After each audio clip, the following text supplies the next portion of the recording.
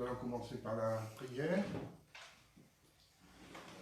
Je vous salue Marie, pleine de grâce, le Seigneur est avec vous. Vous êtes bénie entre toutes les femmes, et Jésus, le fruit de vos entrailles, est béni. Sainte Marie, Mère de Dieu, priez pour nous pauvres pécheurs, maintenant et à l'heure de notre mort, ainsi soit-il. Saint Pédis, priez pour nous. Au nom du Père, du Fils, du Saint-Esprit, ainsi soit-il.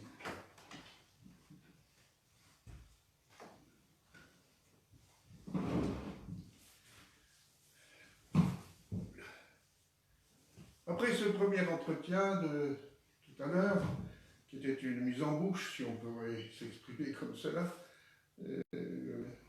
donner quelques conseils pour faire une bonne retraite. Dans cet entretien, mais nous commençons vraiment la retraite de Saint Ignace par la première semaine, premier exercice qu'on appelle principe et fondement.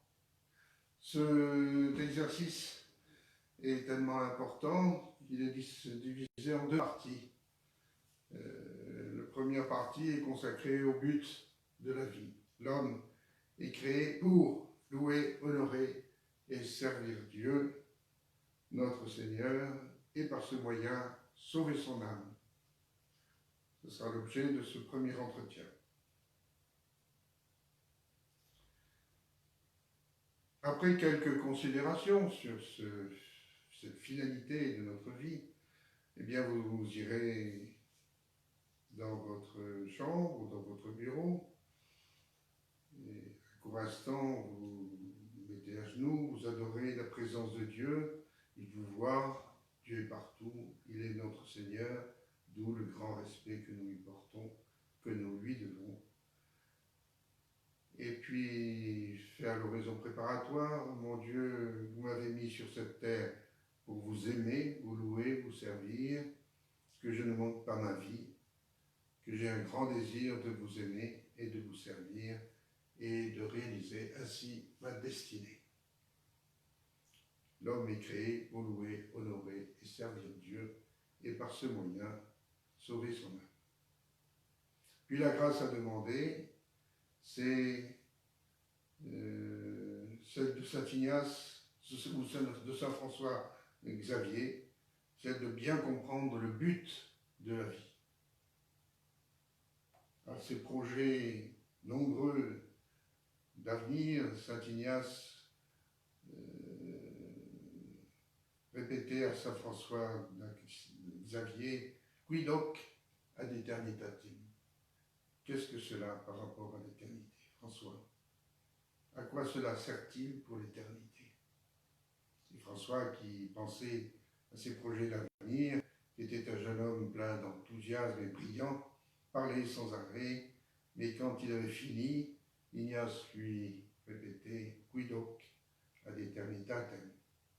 Qu'est-ce que cela par rapport à l'éternité? Et tout s'évanouit, tout s'écrasait devant cette question. Oui, il faut que nous comprenions bien le but de la vie, notre destinée éternelle. C'est notre grande affaire, comme dit saint Paul. Il faut la réussir. C'est notre grand examen. C'est la grâce à demander. Notre Seigneur Jésus-Christ est formel. À quoi sert de gagner l'univers si l'on vient à perdre son âme?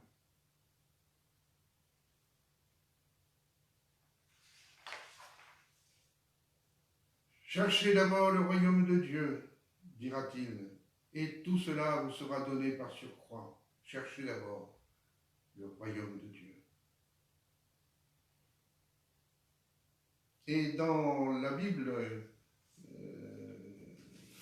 en latin, sur ce fameux passage de saint Matthieu, chapitre 6, versets 19 à 34, la Bible latine ajoute un titre très important, Unica cura, l'unique préoccupation, l'unique soin, le seul soin. Unica cura, voilà. Ne thésaurisez pas des trésors sur la terre, etc. Donc il y a un nombre très important de recommandations de notre Seigneur Jésus-Christ qui sont résumées par cette phrase latine, unica cura, l'unique soin, l'unique finalité finalement. Et Saint Pierre, dans sa première épître, a ces phrases extraordinaires où il montre que la seule chose qui doit nous préoccuper, c'est notre éternité. Dans le chapitre 1 de la première épître de Saint Pierre, au verset 3, « Béni soit Dieu le Père de notre Seigneur Jésus-Christ, qui selon sa grande miséricorde nous a régénérés par la résurrection de Jésus-Christ d'entre les morts, pour une vivante espérance, pour un héritage incorruptible, sans souillure et inflétrissable, qui nous est réservé dans les cieux, à vous, que la puissance de Dieu garde par la foi pour le salut, qui est prêt à se manifester au dernier moment. Dans cette pensée, vous tressaillez de joie, bien qu'il vous faille encore, pour un peu de temps, être affligé par diverses épreuves. Donc là, cela est clair, n'est-ce pas, dans la pensée ignatienne de Saint-Pierre, une seule chose compte, c'est la vie éternelle à préparer. Car nous sommes mortels, Et le Père Mariel, pour faire comprendre cette futilité de notre vie, pas futilité, mais cet aspect éphémère, voilà ce que je veux dire, de cette vie, nous fait penser, nous donner cette image de l'histoire de Damoclès. Il est tout hilar, au milieu des convives nombreux à l'occasion de son anniversaire, tout en savourant son bonheur, il surprit l'œillade de ses voisins, ce qui lui fit lever la tête. Et il vit là, au-dessus, la lourde épée, le glaive tranchant, suspendu au-dessus de lui et suspendu par un cheveu. C'est nous. Demain, nous ne serons plus. Demain, nous ne serons plus là. Ou alors, il utilisait l'exemple des enfants montant sur le manège que l'on voit de nouveau sur les places publiques, devant les églises, souvent les manèges de la foi sur lesquels les enfants s'amusent, montent et descendent, et lorsqu'ils sont sur les pantins, n'est-ce pas, cherchent à attraper, n'est-ce pas, la queue du coq que s'amuse à faire monter le directeur du manège. Et donc ils viennent sur tel ou tel animal, et ils cherchent à atteindre, oui, vous dis-je, le coq que le maître de manège fait monter et descendre selon son gré. Tout cela est la figure de notre passage sur cette terre, tournant autour du soleil. Nous avons, nous aussi, un certain nombre de tours à faire. La moyenne, 70, 60 aujourd'hui, 80, 90, 100, c'est rare. Mais les enfants, eux, descendent du manège, car tout finit, pour rejoindre la maison du père, de papa et de maman. Mais nous, à la différence des enfants, nous rentrerons à la maison du Père pour rendre compte de notre gestion, de notre activité ici-bas. Ou alors, souvent, le Père Mariel était au pied des montagnes, à École, en Suisse, et vous voyez souvent les aigles solennels royaux, n'est-ce pas, qui nichaient sur la falaise des montagnes russes, des montagnes suisses, et les œufs des aigles royaux valaient cher, et les enfants au printemps où elle était venue, partir et à l'accueil des œufs. Et alors, il y avait toujours, ils étaient à trois, et il y avait toujours deux qui tenaient la corde pour descendre, le troisième sur la falaise et au niveau du nid. Et là, il prenait avec beaucoup de joie les œufs. Mais les pères et la mère, s'apercevant de ce larcin, n'est-ce pas, arrivent et à coups de bec cherchent à défendre leur bien, n'est-ce pas. Et alors à ce moment-là, l'enfant, assez costaud, prend son poignard, n'est-ce pas, et puis et cherche à se défendre des coups de bec des aigles royaux. Et sans faire attention, il coupe un cordon de la corde, puis deux cordons, puis trois cordons, il n'en reste plus qu'un, n'est-ce pas? Et c'est pas le moment de parler de baliverne, hein, car il peut tomber au fond de la vallée, n'est-ce pas? Et à ce moment-là, on le remonte précautionneusement et il crie ouf quand il est arrivé au fait de la montagne, n'est-ce pas? Voilà, eh bien c'est nous, nous sommes là. Combien avons-nous de cordelets à notre corde? Les gens se divertissent, il faut le reconnaître. On prend un métier, on prend femme, on s'installe, on travaille, c'est bien légitime, on joue, on se distrait, on va en vacances, on revient, on sort en famille. On est comme les personnes de l'Évangile qui déclinent l'invitation souvent du roi invitant tout son monde pour le banquet de son enfant, et il n'enterre aucun compte de cette invitation.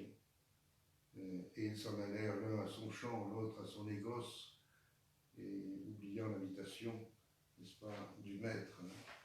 Est-ce que nous ne saurions pas de cela? Saint Matthieu, c'est un récit que je vais compter dans Saint Matthieu, chapitre 22. Enfin, il faut l'avoir en mémoire pour faire cette méditation, ça peut aider, n'est-ce pas, pour fixer notre mémoire. 22, 21, 22.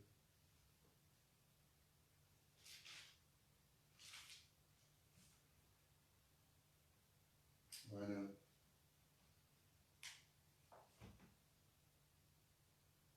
Ils n'en tinrent aucun compte. Et ils s'en allèrent l'un à son champ, l'autre à son négoce. Et les autres se saisirent même des serviteurs, et après les avoir injuriés, ils les tuèrent. Oui. Le mépris de Dieu.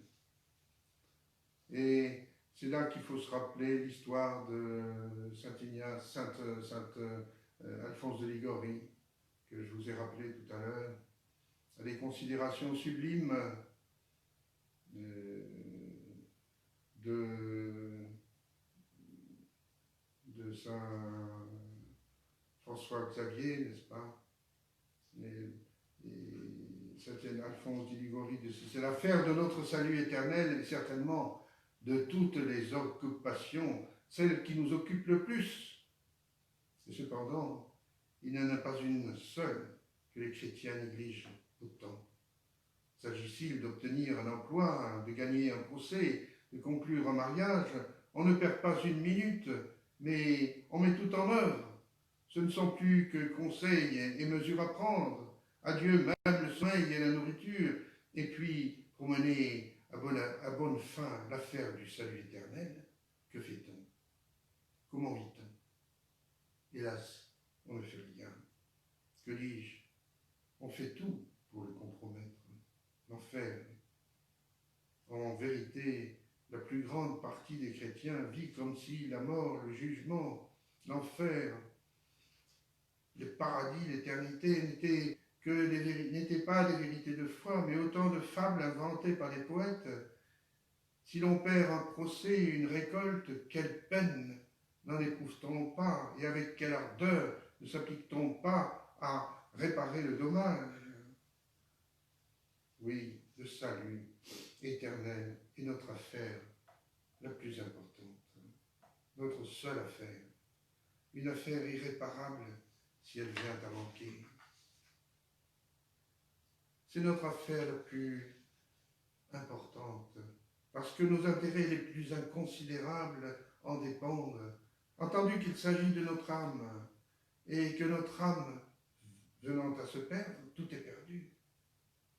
Nous devons estimer notre âme plus que tous les biens de ce monde, car, dit saint Jean Chrysostome, elle est plus précieuse que l'univers tout entier. Pour le comprendre, il suffit de se rappeler que Dieu lui-même livra son Fils à la mort afin de sauver nos âmes. Dieu a tellement aimé le monde qu'il a donné son Fils unique, afin que quiconque croit en lui ne périsse pas, mais ait la vie éternelle. Et le Verbe éternel n'a pas refusé de les racheter, de nous racheter au prix de son propre sang. Vous avez été, dit saint Paul, achetés à haut prix. Vraiment, ne semble-t-il pas que l'homme vaille autant que Dieu? C'est une réflexion très utile.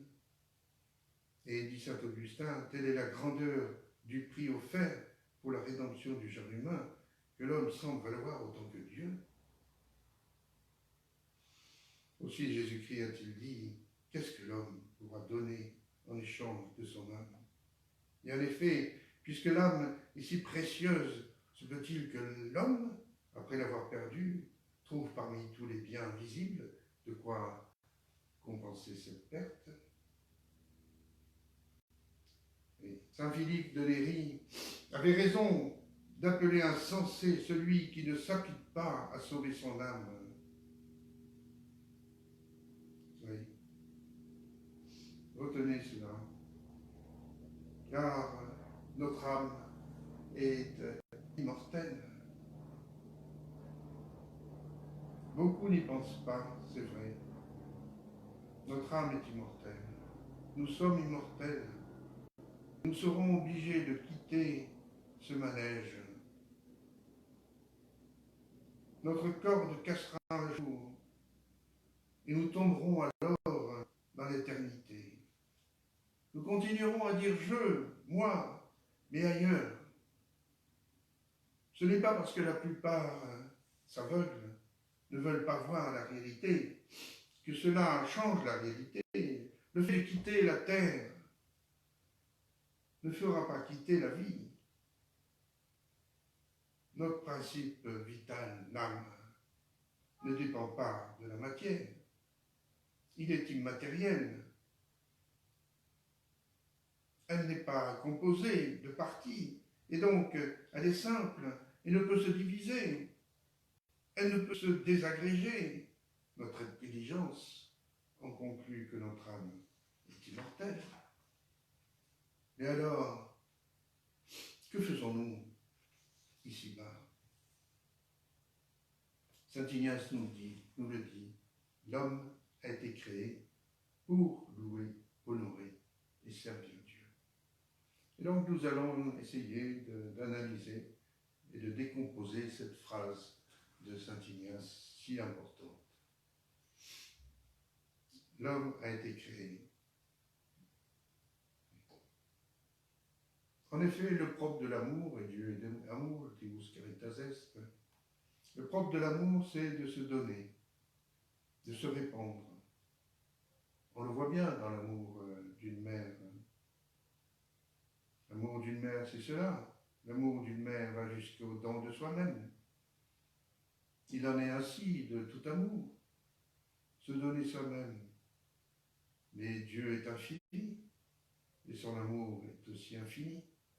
Et il a un besoin infini de se donner, de se répandre. Cela se réalise d'abord dans la Trinité Sainte. Et cet amour incommensurable déborde en quelque sorte, pourrait-on dire, la Sainte Trinité, il crée. C'était la belle affirmation de la première lecture de cette nuit de Pâques, le récit de la création. Dieu crée par amour. La création est un effet de l'amour de Dieu. Voilà comment moi je considère la création quand je contemple la création et sa beauté. Un effet de l'amour de Dieu.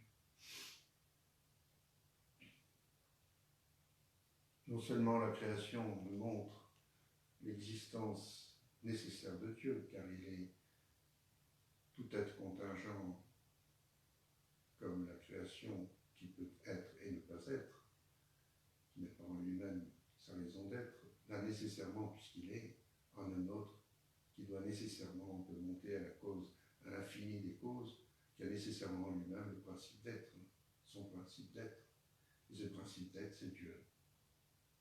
Donc le monde moderne, le monde contemplé, permet d'abord d'affirmer l'existence de Dieu, mais secondement, ou en même temps, concomitamment, nous permet de dire l'amour de Dieu. Dieu est amour. Car l'amour, le propre de l'amour, c'est de se donner, c'est de se communiquer, c'est de créer. Donc l'homme, Dieu crée l'homme. À son image, nous dit l'Écriture sainte, et ressemblance. Intelligent donc et libre. Pour que cette créature intelligente et libre puisse librement posséder cet amour infini et vivre de cet amour et puisse le contempler dans l'éternité. Voilà l'importance et la finalité de notre création. Posséder Dieu et le contempler dans l'éternité. Dans une joie ineffable, car Dieu, la meilleure des définitions que l'on puisse donner de Dieu, c'est précisément celle de Saint Jean, Dieu est amour, et répétée par Saint Louis, dit Dieu est meilleur que meilleur ne se peut. Dieu est tel que meilleur ne se peut. Nous sommes créés par Dieu, nous dit Saint Ignace, comme toutes les créatures, bien sûr, mais créés pour posséder l'amour qu'est Dieu.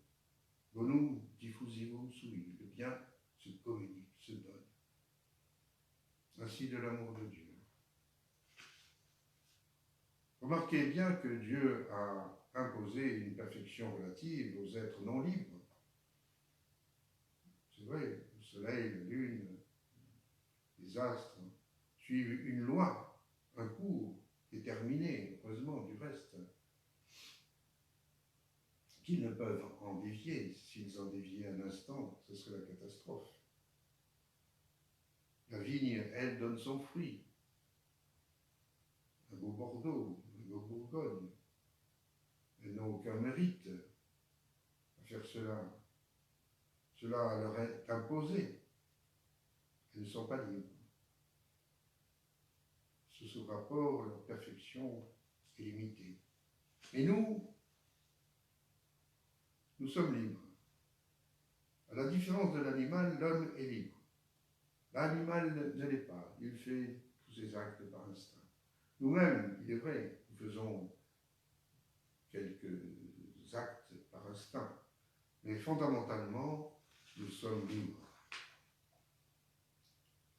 Fondamentalement, nous sommes libres. Le principe fondamental de ma liberté découle de mon intelligence et de ma volonté, qui sont principes de mon âme. Cette liberté peut me permettre de ne pas manger alors que j'ai faim. Nous sommes libres.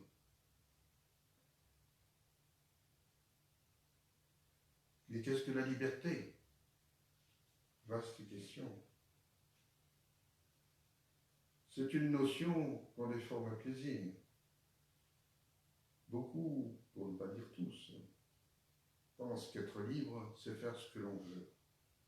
Illusion, ce n'est pas la liberté, cela. C'est le libertinage. Et l'enfant, spontanément, dit « je suis libre, je fais ce que je veux ». Non. On doit faire le bien. Dieu respectera cette liberté. La liberté est relative au bien. La liberté est relative au vrai.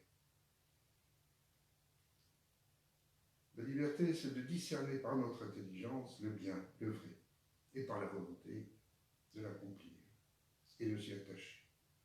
sans aucune coercition extérieure par nous-mêmes. Voilà la liberté. Dieu ne nous imposera pas la perfection, le bien.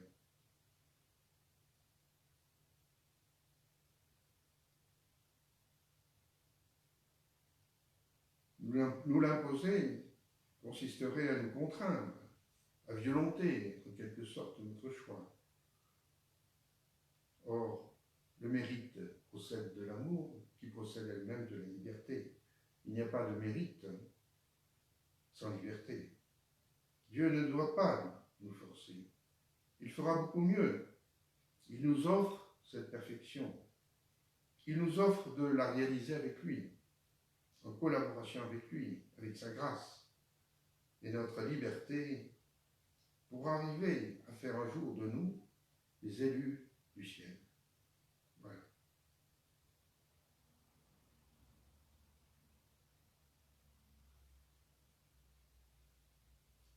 Et qu'est-ce voluntas Dei?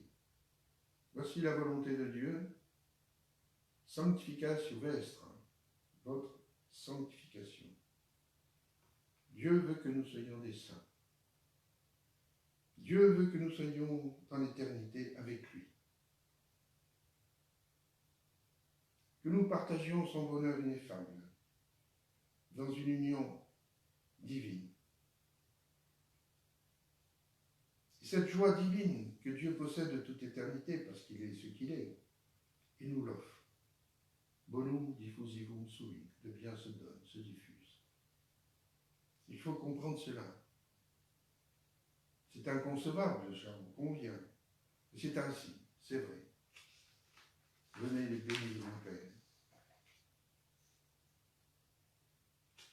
Saint Paul nous encourage dans le même sens. Il écrit, nous l'avons vu tout à l'heure aux Thessaloniciens, mais vous, mes frères bien-aimés, n'ayez en vue que la grande entreprise de votre salut éternel, parce que de toutes les affaires que vous ayez entre les mains, celle-ci est la plus importante pour vous.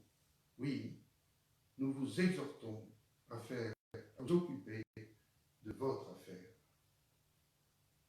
1 Thessaloniciens, chapitre 4, verset 10. Oui, nous sommes libres pour accepter le plan de Dieu et mériter de devenir des saints dans une éternité qui dépasse tout ce que nous pouvons imaginer. Saint Paul nous le dit, il sait de quoi il parle, lui qui fut ravi au ciel. L'œil de l'homme n'a pas vu, son oreille n'a pas entendu, son esprit n'a même pas conçu ce que Dieu réserve à ses élus, ce que Dieu réserve à ses élus, à savoir une joie divine, la joie même de Dieu. Il nous l'offre. Et voilà pourquoi nous faisons quelques tours sur le manège, la manège, sur cette terre ronde, 10, 20, 30, 60, 100, selon le nombre de coordonnées qui nous restent. Et puis un jour, la corde casse et c'est fini. Nous tombons dans l'éternité et rendons compte à Dieu de notre gestion. Comme le dit saint Paul encore, nous n'avons point ici de cité permanente, mais nous cherchons celle qui est à venir. Nostra conversatio in celis est. Notre patrie, c'est le ciel. L'homme est créé pour posséder librement et mériter librement le ciel, la joie de Dieu, l'être divin, la vision faciale, face à face. Je le connaîtrai comme il me connaît. Et saint Ignace poursuit, l'homme a été créé pour louer, honorer et servir Dieu. Si oui, une joie divine éternelle, un face-à-face éternel, comme le dit saint Pierre, un héritage incorruptible, je viens de vous relire le texte, qui ne saurait ni se souiller, ni se flétrir, héritage conservé dans le ciel pour vous, que la puissance de Dieu gagne par la foi pour le salut. Saint Paul regardant les choses de la terre, même les plus belles, et les comparant aux choses spirituelles et éternelles, aux joies du ciel, lui qui a pourtant la connaissance de Dieu, dit que tout cela, sur cette terre, il les considère comme étant de stercora, il utilise un terrible, stercora, du fumier, stercora, de la boue, si vous préférez, de la boue, c'est relatif, bien sûr, à côté de ce qui nous attend au ciel dans l'éternité. Même les choses les plus nobles, même les joies de la musique, même les joies de la connaissance, même les arts, même la contemplation des astres, même la joie du plus pur amour, tout ça, pour saint Paul, c'est rien, c'est stercora par rapport à ce qu'est le ciel. Et hélas, de cette liberté que Dieu nous donne en nous créant notre âme, nous pouvons abuser de Et de cet abus, s'il nous montre bien que nous sommes libres, n'est pas une perfection de la liberté, tout comme une maladie montre bien que nous sommes en vie, mais la maladie tout de même n'est pas pour autant la perfection de la vie. Eh bien, ainsi apparaît-il impensable, irraisonnable, qu'on puisse choisir cet abus de la liberté délibérément et refuser la perfection que Dieu nous offre. Et pourtant, sur cette terre, on sait bien obéir. Nous obéissons bien à des impératifs d'ordre matériel.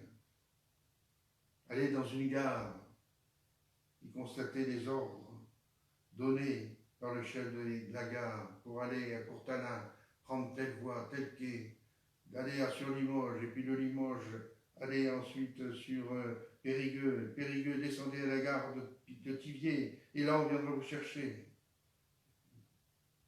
Aussi est-il insensé de ne pas obéir à celui qui en ce jour a fait le monde. Ludens in orben terrarum. Et oui, nous sommes libres.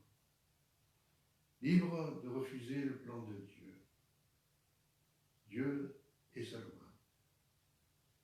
On peut refuser de deux manières, comme les francs-maçons, les agnostiques, comme les rationalistes, les laïcistes, une négation absolue de Dieu, de l'ordre divin.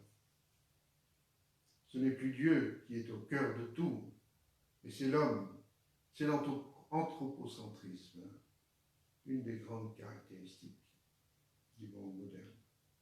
Où on peut être comme les catholiques libéraux qui en laissent et qui en prennent avec les commandements de Dieu. On ne peut pas tous les pratiquer, voyons. Il faut les changer ou les adapter.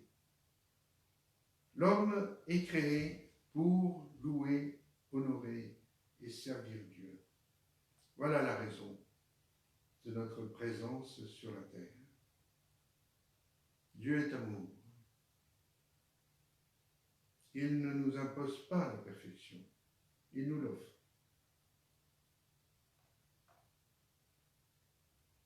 Et nous obtenons cette perfection à la condition de collaborer avec lui. Si au contraire nous voulons agir selon notre volonté, selon nos caprices, si nous ne voulons pas faire fructifier les talents que Dieu nous a donnés, nous jouons gros. Nous sommes sur cette terre pour mériter notre destinée éternelle. Mais si nous ne la méritons pas, nous ne l'aurons pas. Celui qui mérite, celui qui fait fructifier ses talents, entrera dans la joie de son maître. C'est bien, bon et fidèle serviteur, entre dans la joie de ton maître. Matthieu, chapitre 25. 25, verset 20. Si nous voulons la destinée éternelle, nous l'aurons, parce que Dieu est fidèle. Mais si nous ne nous inquiétons pas,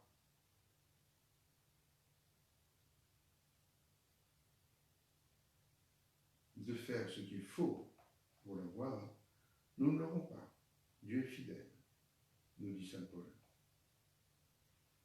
Mais il ne peut se renier, et si nous le renions, lui, il nous reniera aussi.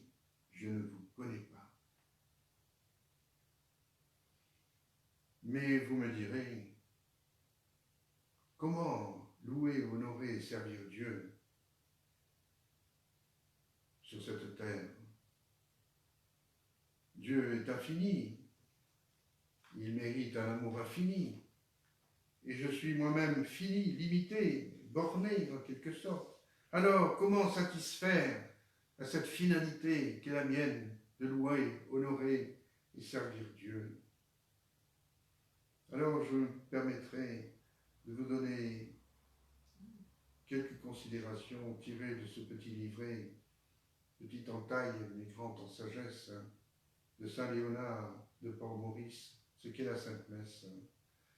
Il nous rappelle les obligations que nous avons envers Dieu, qui sont les finalités du sacrifice de la messe. Et d'abord, il nous dit la première des finalités est de louer et d'honorer son infinie majesté. Très bien, c'est ce que saint Ignace vient de nous rappeler. Infiniment digne d'honneur et de louange. La seconde obligation que nous avons envers Dieu, c'est de satisfaire pour tous les péchés que nous avons commis. C'est bien. La troisième obligation, c'est de le remercier pour tant de bienfaits que nous avons reçus de lui. Et enfin, la quatrième obligation, c'est de lui demander les grâces que nous avons, qui nous sont nécessaires.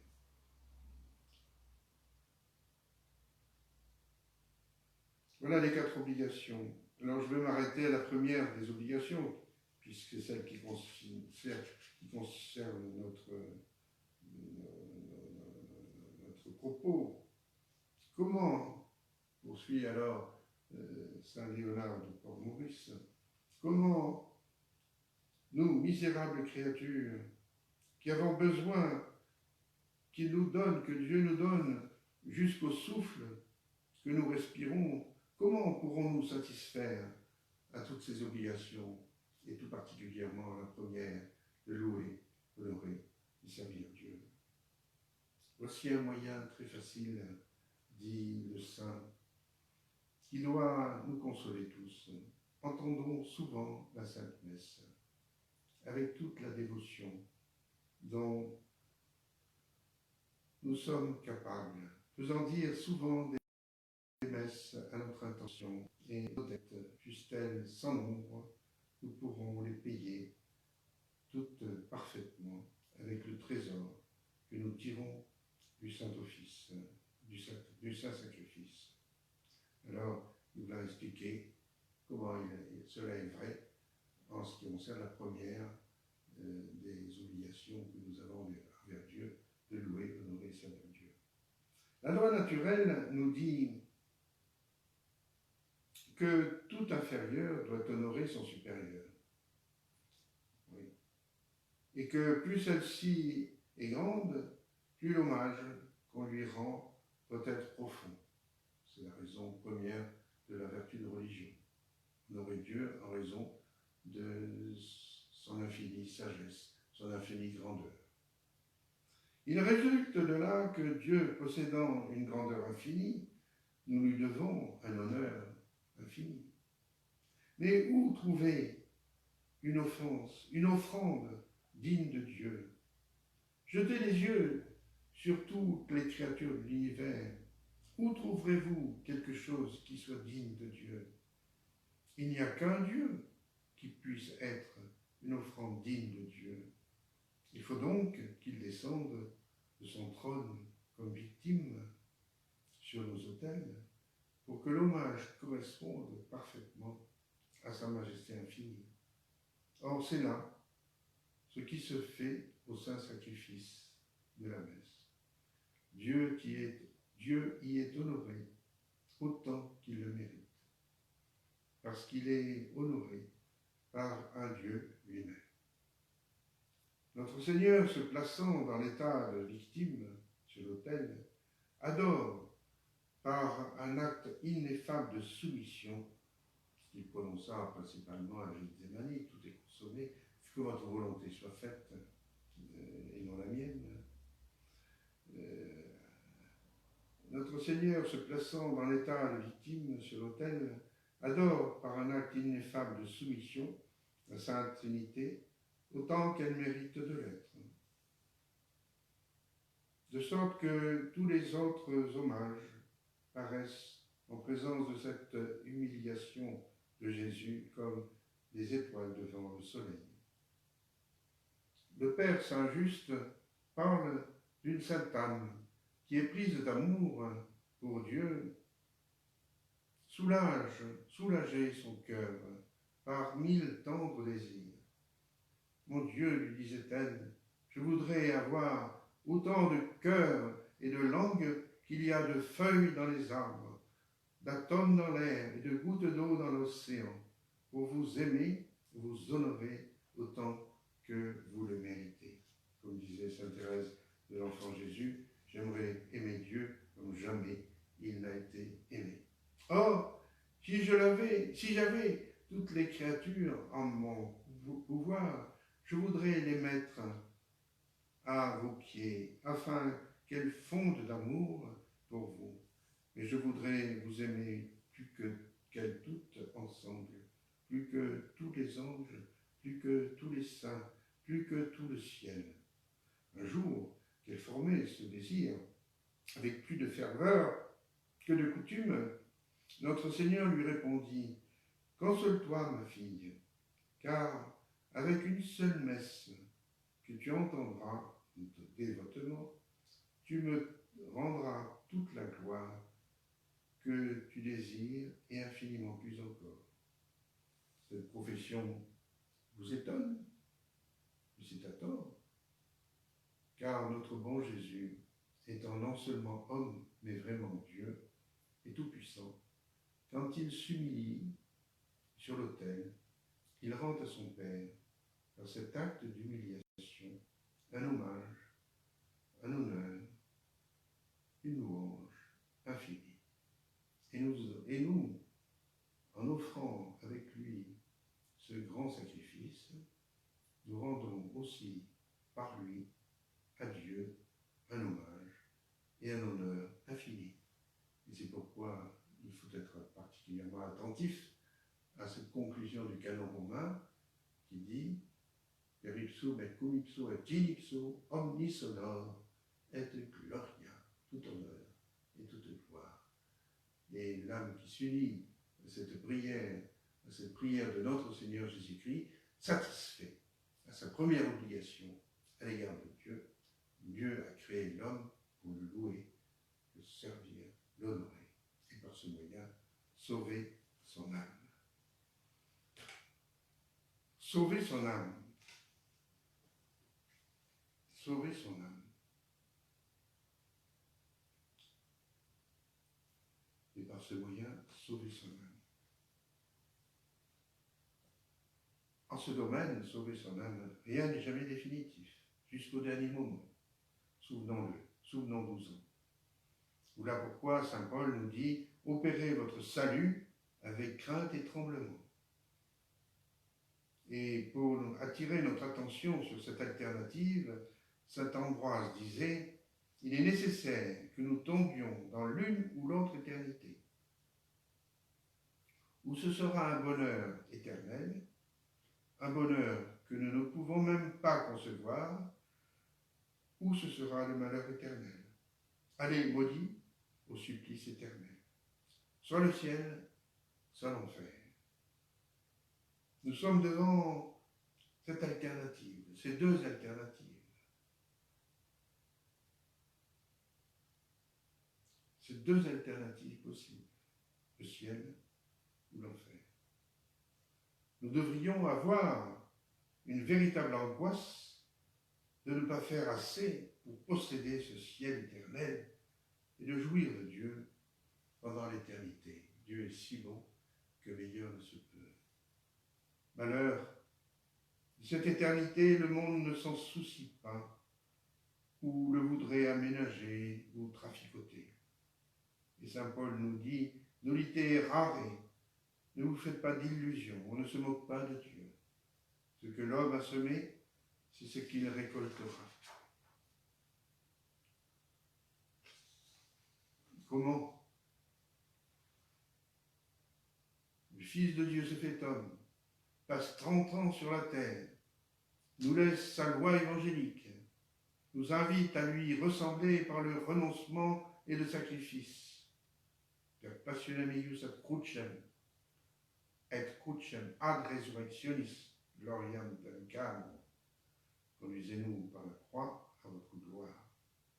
Il nous montre le chemin de la croix pour nous permettre de trouver celui du ciel. Il meurt lui-même sur la croix pour nous racheter.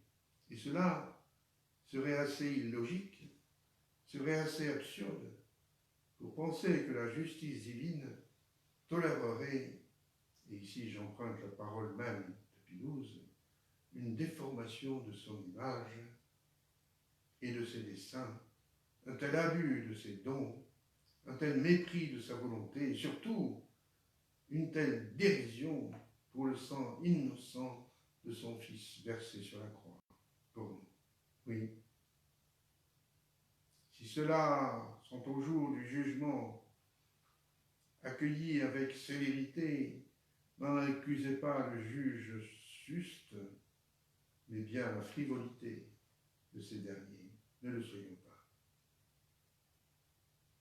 Un dilemme est devant nous. Le salut éternel. Remarquez bien que notre saint Ignace aurait pu dire, et en faisant cela, contempler l'éternité bienheureuse, ou en faisant cela, arriver au ciel. Non, au contraire. En faisant cela, sauver son âme. Saint Ignace met en relief la notion de salut, à savoir l'alternative terrible, soit de la damnation si nous refusons Dieu, soit de la gloire infinie, qui sera notre partage si nous acceptons et suivons son plan d'amour, louer, honorer et servir Dieu. L'homme est créé par Dieu pour le louer, l'honorer et le servir, et en faisant cela, sauver son âme. Le Père Mariel terminait cette méditation en faisant allusion à un billet qu'avait gagné au loto un paysan du Mexique, à Mexico, et il fallait aller à Mexico, pour toucher le gros lot. Alors tout le village, enthousiasmé, n'est-ce pas, l'accompagnait pour aller chercher le gros lot. Et au passage d'un pont sous une rivière, un coup de vent, pof, le billet s'échappe de la main du petit paysan. Le billet s'envole et disparaît dans le ruisseau. Au fort courant, tout est perdu. Quoi de trésor? Plus de trésor. Tous en entrant dans le monde, le jour du baptême, nous avons reçu, en même temps qu'une corde, un billet d'éternité, un billet d'entrée au ciel, un billet d'une éternité de joie indicible. Le jour où la corde casse, où il faut descendre du manège, si vous vous présentez devant le Seigneur sans avoir ce billet d'éternité, sans avoir la grâce que ce billet représente, que ferez-vous à ce moment devant le juste juge? Le Seigneur vous dira, tu n'as pas voulu de moi ta vie durant, va au feu feu éternel.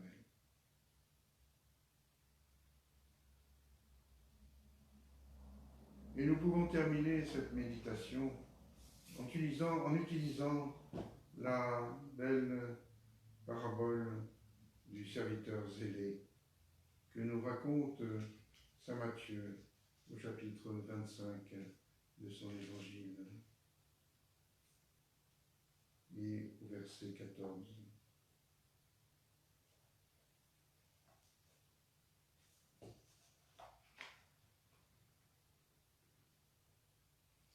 Car il en sera comme d'un homme qui, partant pour un voyage, appela ses serviteurs et leur remit ses biens. Alors, il donna 5 talents, à un autre 2, à un autre 1, selon la capacité de chacun. Et il partit aussitôt.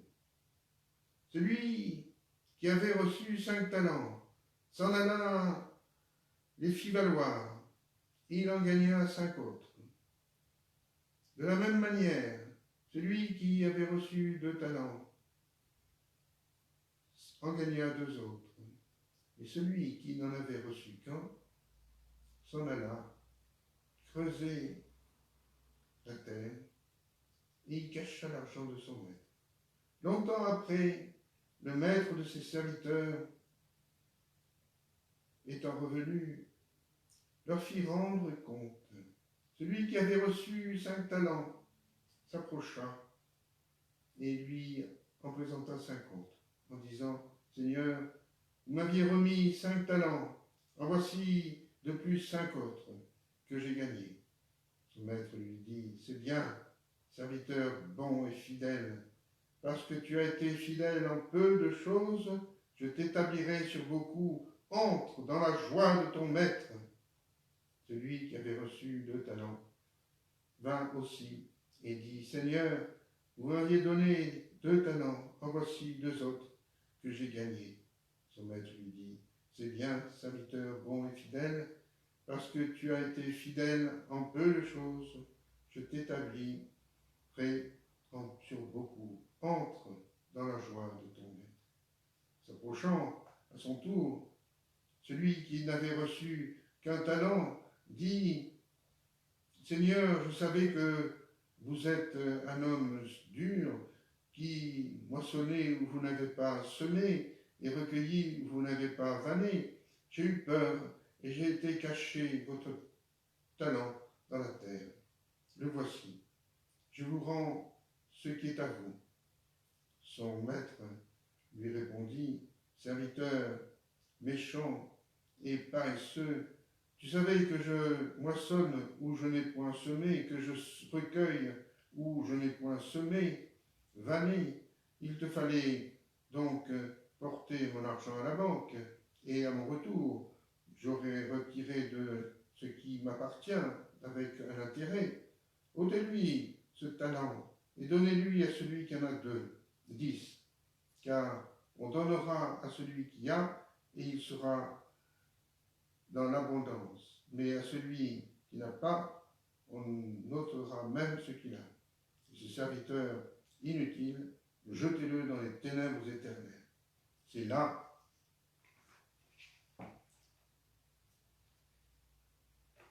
qu'il y aura des pleurs et des grincements de dents. Voilà. Donc, voilà la méditation de ce premier exercice de saint Ignace. L'homme a été créé pour louer, honorer et servir Dieu, et par ce moyen, sauver son âme. C'est la première méditation des exercices de saint Ignace, ô combien nécessaire. Le but de la vie, c'est Dieu. Dieu, bonté infinie, Dieu bien infini, possédé éternellement par voie de connaissance et de volonté, donc libre, donc responsable de mes actes, donc pouvant mériter ou démériter. Dieu est l'alpha et l'oméga, avons-nous dit pendant cette nuit de Pâques, le commencement et la fin. Il est mon créateur, je lui dois tout, il sera lui-même ma récompense. Entre dans la joie de ton maître, récompense divine qui dépasse tout ce que je peux imaginer sur la terre. Récompense sans larmes, ni crainte de le perdre, Dieu est chose si bonne que meilleure ne se peut. Je suis sur la terre pour le mériter, et rien ne peut me le faire perdre, puisque tout est moyen pour me sauver. Nous le verrons de tout à l'heure. Ce qui est facile, il s'agit de commencer mon ciel ici-bas, en l'aimant, le louer, l'honorer et le servir. Pour que je ne puisse me tromper, il m'a fait des commandements pleins d'amour, préceptes et défense, pour que je ne dérive pas ni à gauche ni à droite, et n'oublie pas ce terme de la béatitude éternelle, du bonheur éternel. Tu nous as fait pour toi, Seigneur, et mon cœur est sans repos, tant qu'il ne demeure pas en toi, dit saint Augustin. Eh bien, vous allez méditer maintenant là-dessus. Il est 56, vous avez jusqu'à, il est 16h ou 5h, vous avez jusqu'à 5h30 pour méditer, enfin, plus 20 minutes, 5 minutes. Et on se retrouve pour la messe que vous aurez en diffusion, en différé, ou plus exactement en direct, puisque nous donnons maintenant, depuis le coronavirus, nous donnons toutes nos liturgies sur Facebook. Et donc, vous pouvez aller sur Facebook. Donc, il est 5h, 10, 5h30, donc 20 minutes de méditation, de recueillement dans votre chambre, dans votre bureau, loin des enfants, éventuellement, loin du bruit, loin de la télévision, loin de la TSF ou de la, je suis vieux jeu, loin de la radio. Et puis, on se retrouve dans une heure, à 18h30, n'est-ce pas, pour la messe, et vous ferez une communion spirituelle. Hein. Voilà.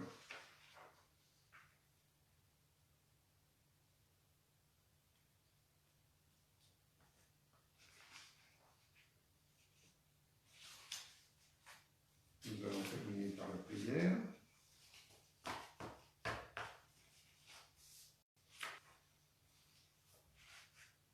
Au nom du Père, du Fils, du Saint-Esprit, ainsi soit-il. Je vous salue Marie, pleine de grâce, le Seigneur est avec vous. Vous êtes bénie entre toutes les femmes, et Jésus, le fruit de vos entrailles, est béni. Sainte Marie, Mère de Dieu, priez pour nous pauvres pécheurs, maintenant et à l'heure de notre mort, ainsi soit-il.